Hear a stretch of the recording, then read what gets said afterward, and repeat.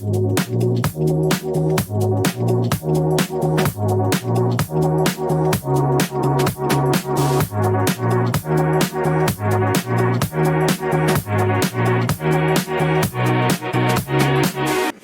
right, 6 o'clock when we're done.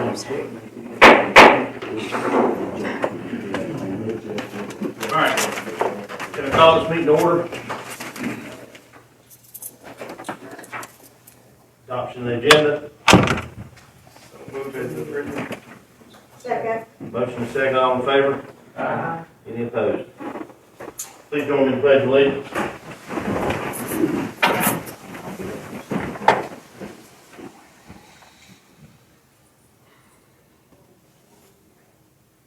Pledge allegiance to the flag of the United States of America and to the republic for which it stands, one nation, under God, indivisible, with liberty and justice for all.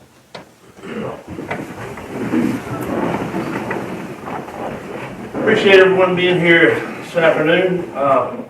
Over the past month, our community has experienced a lot of tragedy. One being a good friend of mine, Brother Father Stand Mr. Landon Jacobs. We also, over the past 2 days, we've lost 2 more close people in our community, Mr. Lee Parker and Mr. Clarence McClung this morning. That's the matter. So at this time, I'm going to take a moment of silence, and then we'll go into the benediction.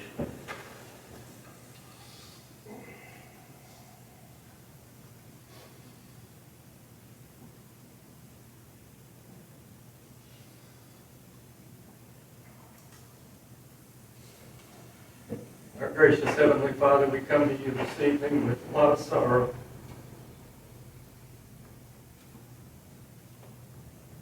Be with us, help us, heal us, help us do the right things tonight to help this city continue to be such a beautiful place to live and such a beautiful paradise. Thank you for all those folks that you've given to us to help us. In Jesus' name, amen. Amen. All right, approval of the minutes from August 12th board meeting and August 12th closed session. So moved. Second. Motion second, all in favor? Aye. Any opposed? All right, we got anybody here for public comment?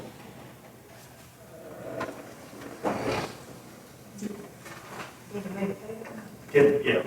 Greg, give me the podium up closer to one. Thank you, sir.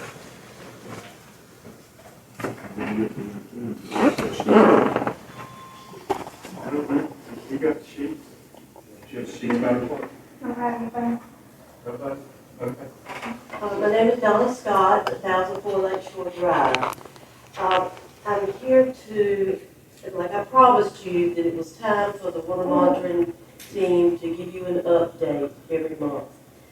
For 15 years, volunteers have been checking the water quality in the lake and at the headwaters of the Waccamaw River twice a month. These volunteers are Danny McNeil, Amanda Burley, Colin K. Pope, Jerry Coy, Rosemary McLean, Julian Don Stocks, Eleanor and Rudy Tatum, Steph Brown, David and Donna Scott. We measure the oxygen in the lake.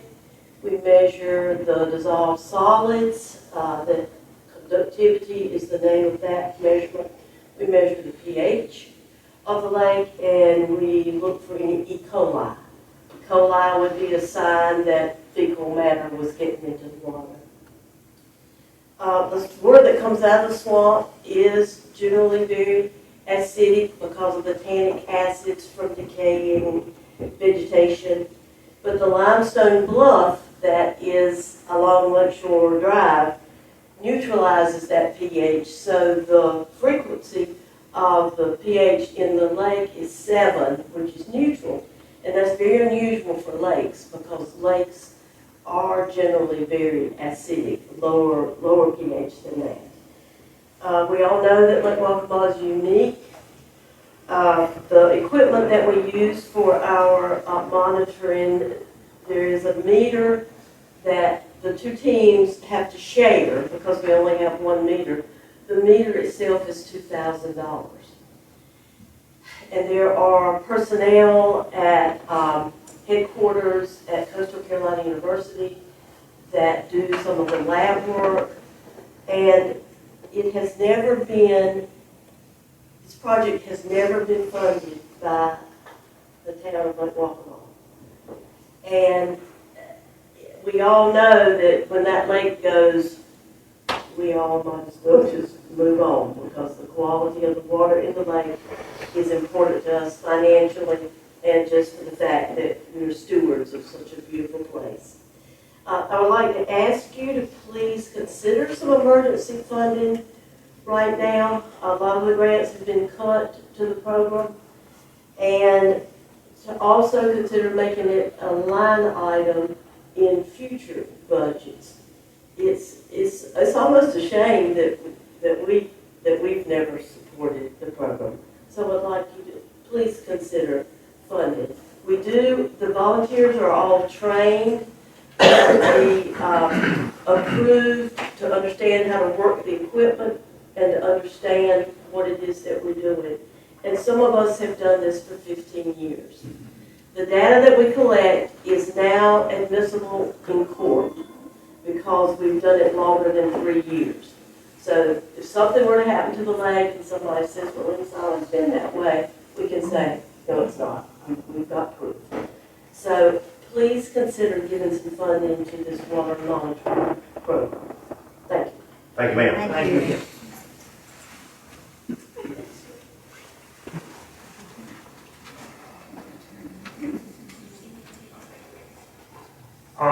Lynn Hennett, 1948 Bella. I want to thank Meredith. She's been giving me some figures and stuff for the last 3 months. But I'm really concerned about the budget and where we're at with the budget.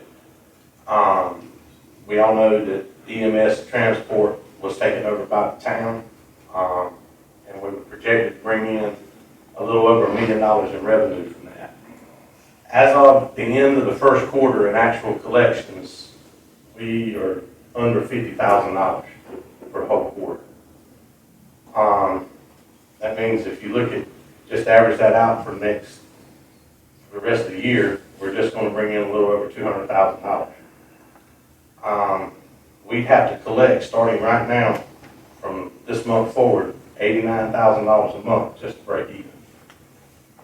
My big question is, if we don't hit that $1 million goal, where are we getting the money from? How are we paying the employees? Is it reserves or what coming out of that? That's a big concern because we obviously just had another tax increase, and I don't even know what our current reserves are on there. Because if we wind up $800,000 short at the end of the year, our ad valorem taxes only bring in about $835,000. So if we're $800,000 short, we'll be looking at 60 cents a hundred just to break even. It's something that I just think the board really ought to look at. Thank you. Thank you, Mr. Kennedy. Sarah White. I live at 1502 Lakeshore Drive. I want to speak to the proposed amendment for the ordinance for building structures on our high bluff side of the lake. We are blessed to live in this place that is really a natural scenic wonder. And you think about it, just like the cascading waterfalls in the North Carolina mountains, or the white sandy beaches in Brunswick County. The natural beauty of Lake Waccamaw is special and unique. So we have the responsibility, like Donna said, to be good stewards of this blessing that God has given us. I do live on Lakeshore Drive, frequently see people stopping their cars and getting out and taking pictures of the lake in front of my house. And if you're on the community Facebook page, especially this time of year, you see a lot of photos of beautiful sunsets. Teresa took one recently that was gorgeous, with the silhouette of the tree-lined lakeshore. So this natural, relatively untouched character of our lake. It's what attracts visitors, and it's what nourishes the souls of those of us who live here. But this deed is fragile, very fragile, and it can be easily lost, and it can happen bit by tiny bit while we're not even aware of what's happening. So I would ask that you would please consider keeping our scenic corridor, as the Council of Governments defined it, as untouched as possible. And I think any reasonable person would know that that would include not having 12-foot tall gazebos or even 4 feet tall fences, which Council of Governments has suggested as a possibility. It is our responsibility to do it. And so thank you. Thank you, ma'am. so much. Pete. Hi, I'm Bill Linsky, live at 1052 Bella Coola. I'm just concerned about that property next to Dale's that they're building that fence on. Not just for the purpose of the fence and the transparency and all that, but it seems to me that that's being used for commercial purposes. As I understand it from the article in the newspaper, the person who owns that is proposing that they would have some kind of a beach club there and allow people to book that space. And the purpose of the fence, frankly, was for probably privacy.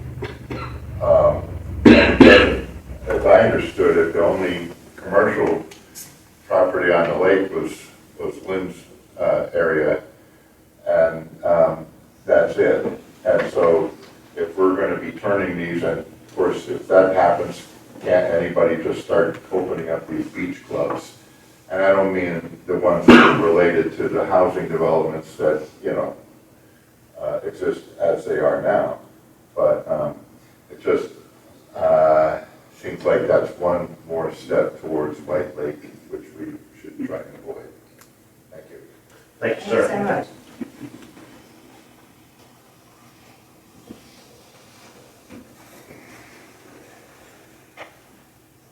Okay. Appreciate all the public comments. Again, as commissioners, you get up here, you talk. We don't have to respond. That's for you to put your suggestions and stuff out to us, and we'll talk about it. And if the commissioners want to talk about it, we can do that then. We can talk then. Okay. All right, moving on.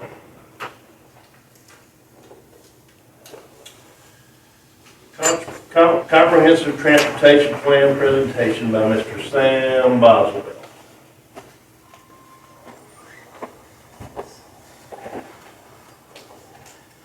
Stand over here, that seems to be the place to be. Mayor Wilson, commissioners, I am very grateful to be here in the beautiful town of Lake Waccamaw this evening. My name is Sam Boswell. I'm the transportation planner at the Cape Fear Council of Governments. And by extension, I'm the director of the Cape Fear Rural Planning Organization, which is the COGS transportation planning arm, so to speak. My purpose in being here tonight is to present to you for your consideration and adoption the Columbus County Comprehensive Transportation Plan. For short, I'm going to keep referring to that as a CTP, because anything NCDOT adjacent, you need acronyms. So I'm going to work them in as much as I can. So the Columbus County CTP, what is a CTP? I've given you several maps to look through. In just a second, I'll walk you through those to kind of lay out a story of what this document is. But in short, a CTP is a long-range, needs-based, multimodal transportation plan. Now when I say long-range, 20 to 30 years out is the planning horizon. So for this specific plan, we're looking at projected future conditions in the year 2045. Okay, so a little over 20 years from now. The purpose in doing this is a plan that we do in accordance with state statute to have these comprehensive transportation plans around the state. The mission is to have this kind of unified vision of a transportation network for the full county. As I'm sure you're aware, transportation is one of those issues. It's not stops at any municipal border. It is a network, it is a problem that is systemic and that we address all across the network. Needs-based, when I say needs-based, we're looking at things such as projected capacities of the roadway, or safety concerns, or in some cases, economic development opportunities that can come through transportation. And then multimodal will tie into several of the maps that you have in front of you that I'll get to in a second. But so a CTV helps inform the project development process, and this is what I mean by this. I'm going to work backwards. So in order to have the road for you to drive on, we need to maintain the road, right? In order to maintain the road, it has to have been constructed in the first place. To construct it, it needs to have been funded. There needs to be money to make the funding happen. Before you can identify where to put the funding, you need to have a design, and before a design, you need to have a plan, an identified need. That very front end of that process is where a CCP comes into place. Okay, so we're at the very beginning of planning stages for a transportation project. Now this is a process that has gone on for the last several years, actually. There were a couple different opportunities for the public to be involved. There was a survey that went out online a couple years ago that had several thousand responses. I know there were several public workshops, I believe, in late 2022 around the county. And again, this being needs-based, safety was one of the top concerns that members of the public expressed about the transportation network in Columbus County.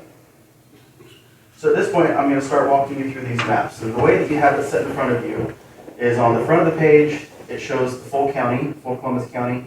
On the back of the page, zooms in on Lake Waccamaw. Okay? The first map shows the base year of the plan. Essentially, it says volume to capacity. That's just a way of measuring congestion on the roadway. Okay? So the roadway, especially the roads, the state-maintained roads near Lake Waccamaw, not nearing capacity. The second set of maps shows you the future year, so projected congestion levels, 2045, also not showing congestion concerns for the immediate Lake Waccamaw area. Okay.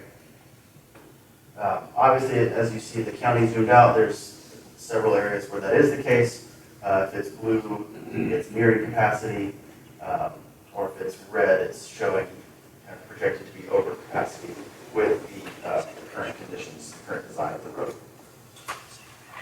So from those first two, moving off of congestion to the third set of maps, that shows you high-frequency crash locations. This is 5 years worth of data that's pulled into these maps and shows road segments and road intersections that have high rates of crashes. Local to the Lake Waccamaw area, on that map, the biggest concern is Chaunceytown Road at US 7476, which the rate of crashes I anticipate to go very, very down now that we have that great separation there, the beautiful upgrade that NCDOT has done just in the past couple of years. All of that crash data is from, I believe it says on the map, from 2017, I think 2017 to 2021. So obviously, all of those crashes were gathered at a time before that overpass was built. Now again, moving away from the congestion and then from the crash data, the next four maps show recommendations based on different modes of travel. Okay? The first one is a highway recommendations map. One thing to note as you look at these recommendations, these aren't specific projects that this plan is recommending. Again, we're zoomed far out, not recommending any very specific design type of treatments that would come later in the planning process. What the highway map is going to show you is what we refer to as facility types, which basically describe the function of the roadway, okay, or the purpose. So something like a freeway, which is kind of at the top of that scale, its purpose is to move a lot of traffic and likely to move a lot of traffic a far distance. Whereas on the other end of that spectrum, its purpose is to move traffic locally, to provide access to properties or to residences. And so that's kind of the spectrum. You've got moving a lot of people fast or slowly moving people in a very localized area. Okay? And that map shows recommendations for what those facility types would be. And then from there, we would identify specific projects and needs as they arise. Moving from the highway map to the next map, it shows rail and public transportation. There's no fixed route or public transportation in Columbus County, meaning a bus route that has designated stops and just repeats on that loop. Columbus County Transportation is a demand response service, so you call and schedule your ride, and they will work you into their schedule and pick you up and take you where you need to go. What you do see zoomed in, again, locally to the Lake Waccamaw area, is a recommendation for the reestablishment of the rail line that would connect, essentially that would connect Whiteville to the port in Flemington.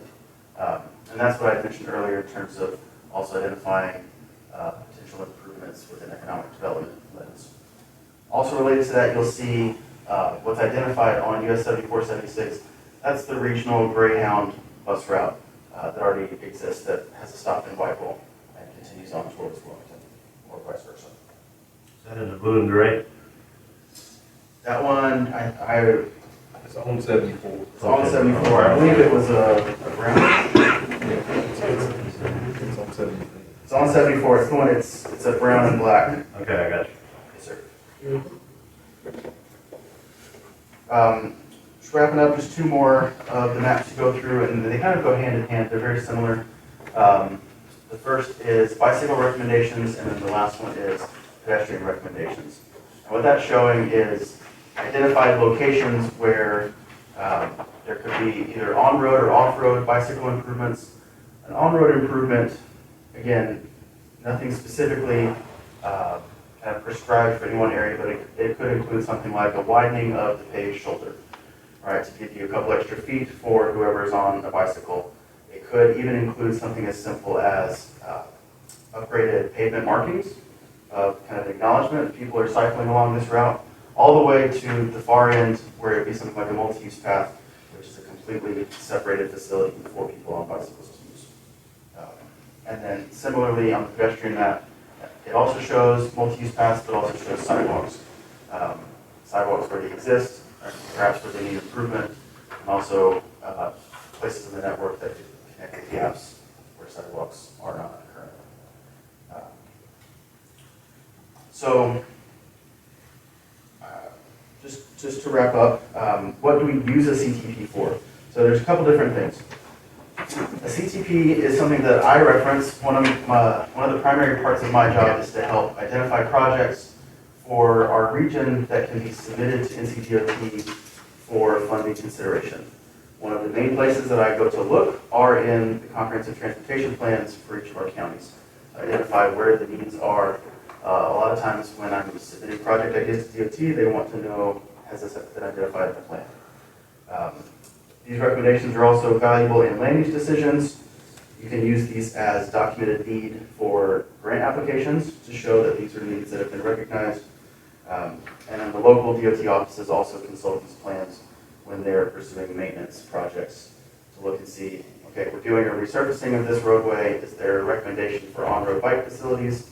If so, let's see if we can work it in to widen the paved shoulder just a little bit and try to get in more bang for our buck and those types of improvements. So, with that, I realize that is a lot of information, and I'll be happy to answer any questions that you may have. Questions, comments? I understand all the other municipalities within the county have accepted. Those that I've presented to so far, we're about halfway through. Halfway through. Yes, sir. Any discussion? How often is it updated? I know this is from 24, I was just curious how often It y'all can update. range. It can sometimes be 10 years before one gets updated. I think that's about how long it's been since this. I think the last time the Columbus County CTP was updated might have been 2015, I want to say.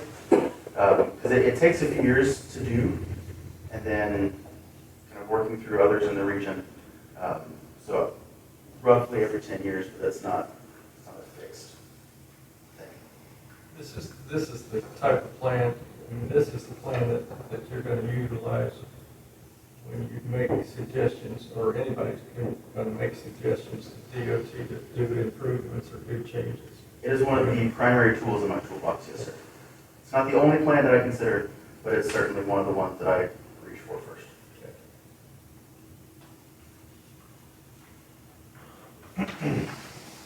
All right. Nothing further. Motion to adopt the resolution. Read. No, sir. I don't have read. No, sir, it's a resolution to recommend approval and adoption of the Columbus County Comprehensive Transportation Plan. All right. And recommend the same to the North Carolina Department of Transportation for its subsequent adoption. We need a motion.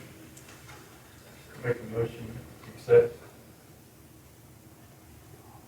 Second. Motion second, all in favor? Any opposed? Mr. Boswell, thank you for your time and Every help. time. We appreciate it. Thank you. If you need anything, don't hesitate to reach out. You too, Mr. Jelzewski.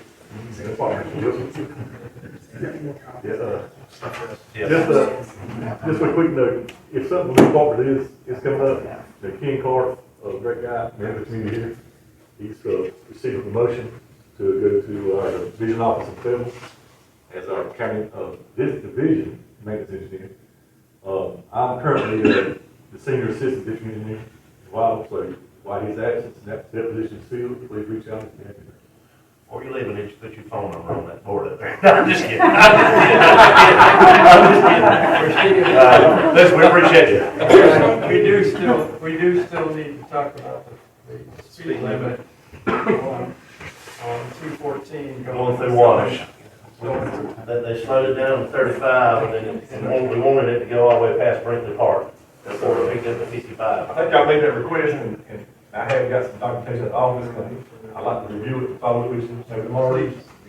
Thank you, We sir. appreciate the follow-up. Thank you.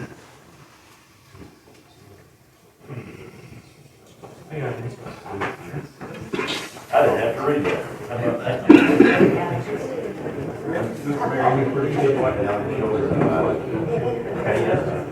I don't mind. I do not mind. Okay, moving forward. Resolution accepting the bid for sewer 6 improvements. And this was kind of short to the point, I'm gonna read it right quick.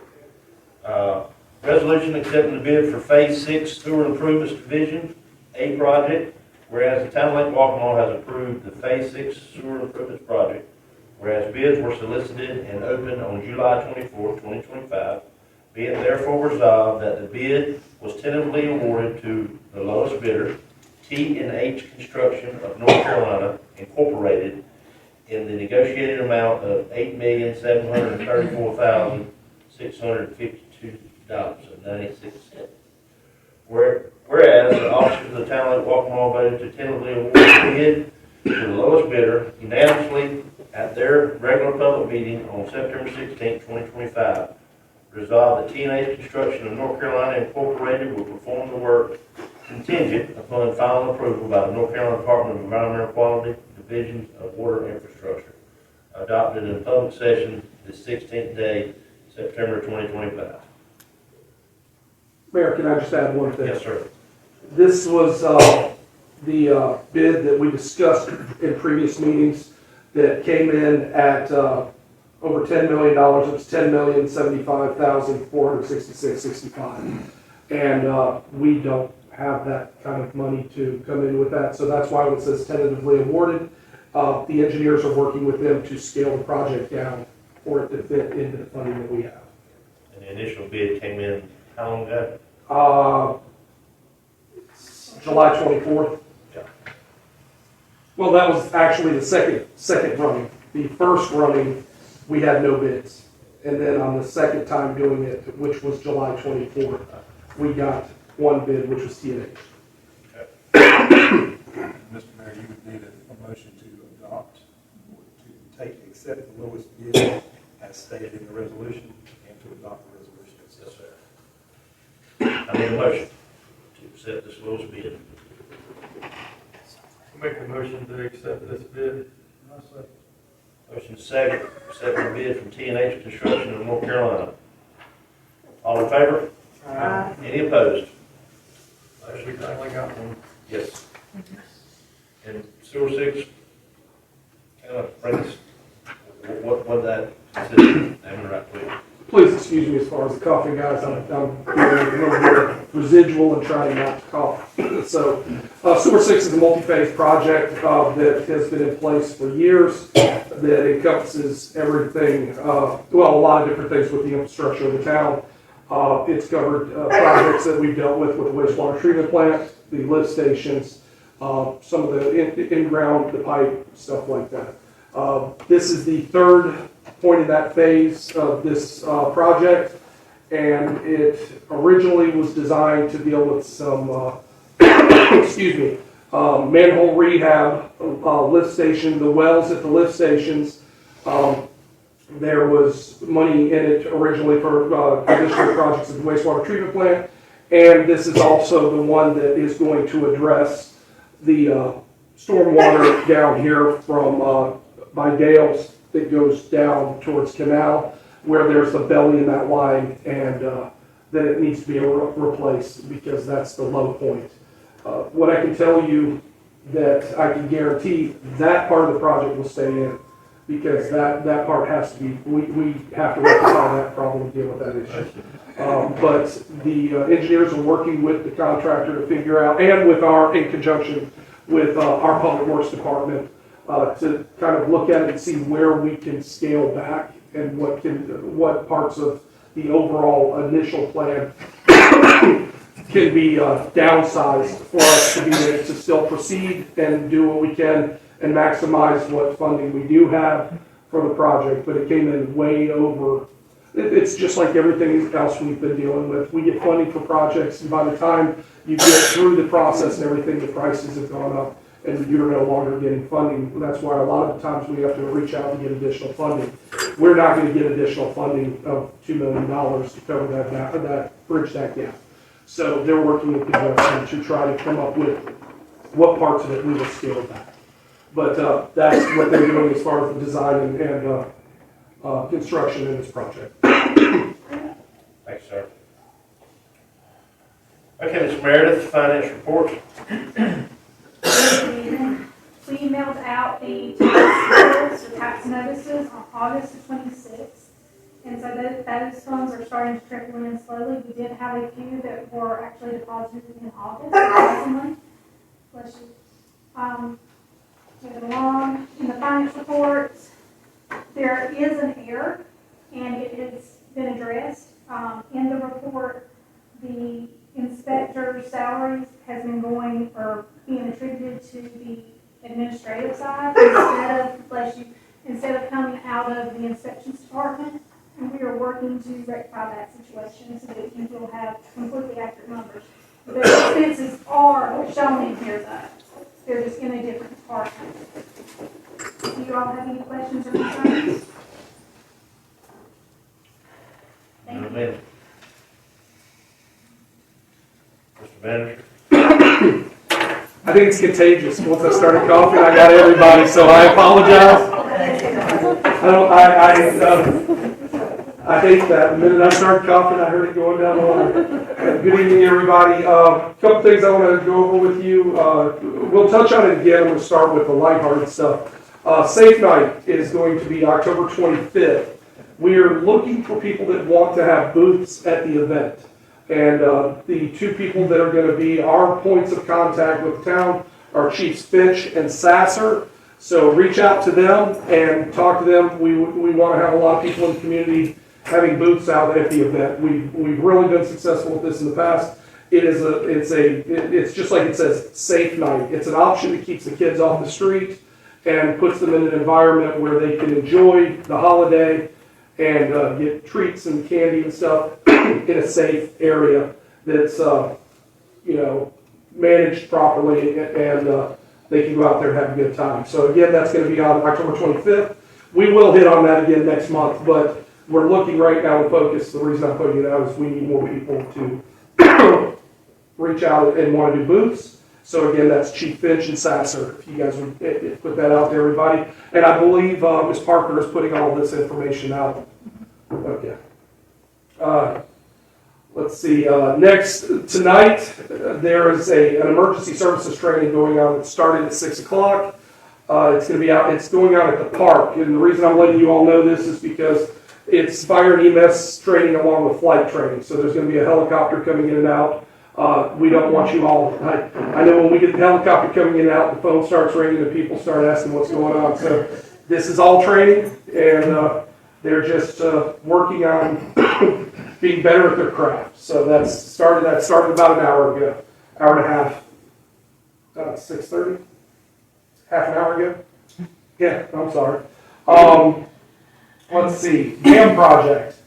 So we had to pull the project, rebid the project, and we have been working in conjunction with state parks because one of the things we need is a memorandum of agreement, an MOA.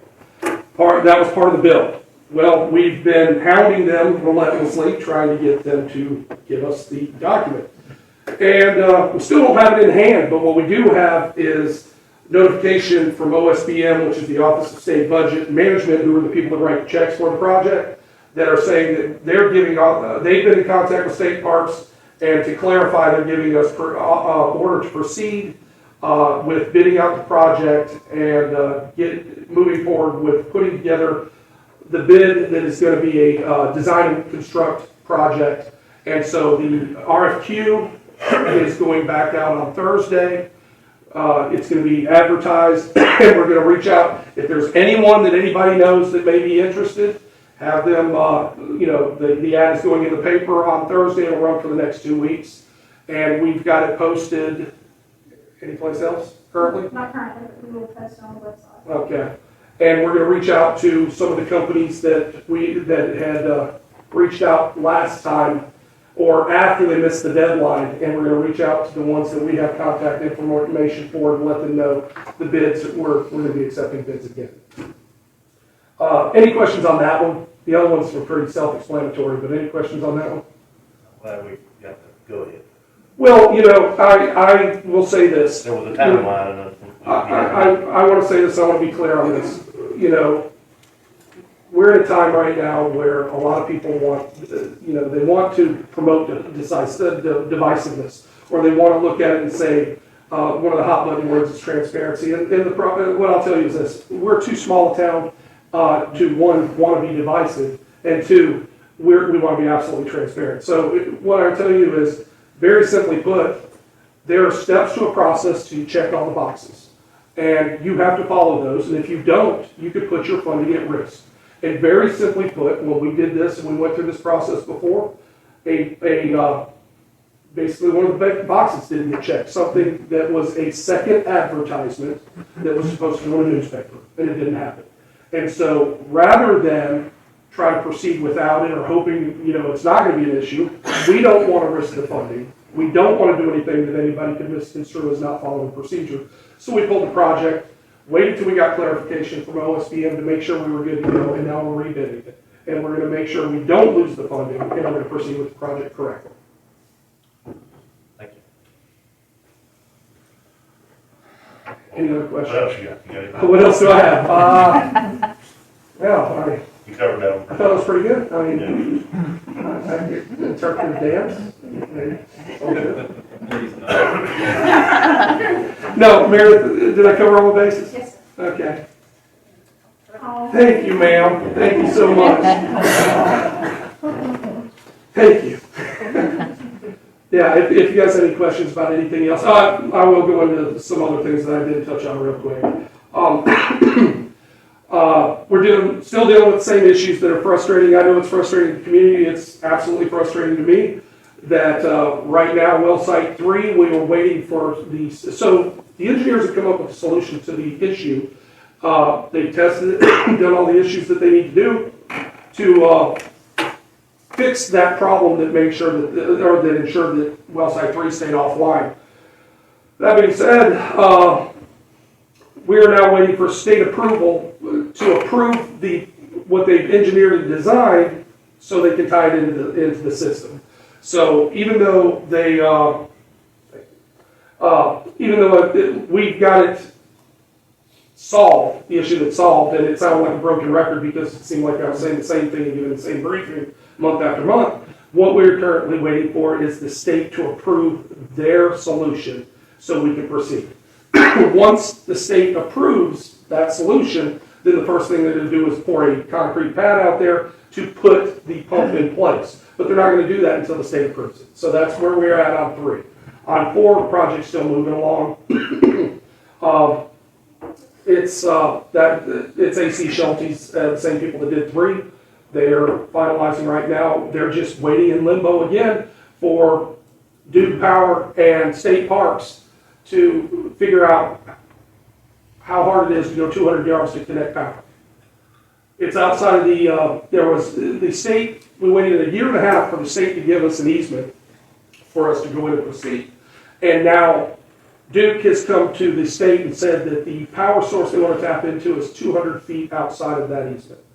And so they just need them to say it's okay. And we've been waiting 4 months now, at least. As a matter of fact, it's probably longer than that. Mayor, when we were in Raleigh, and we sat at the table with all the parties that said it wouldn't be an issue. 4 months. Okay. And we're still waiting to actually get someone to put it in writing. So that's where we're at on that. One last thing that Ms. Parker just saved me on, and I appreciate it, thank you. This is the big one. We've got a damaged water line that has to be repaired tomorrow.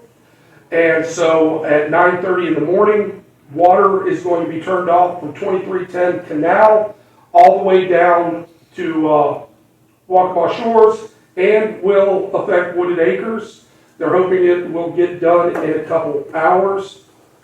This is not a scheduled, it's a repair, but we were able to at least schedule it because it's a big repair to a line, a 6-inch line that's damaged. So they had to get the pieces and parts that they need to ensure that they can get in the dirt, get it done quickly. But we wanted to give the public as much notification as we could.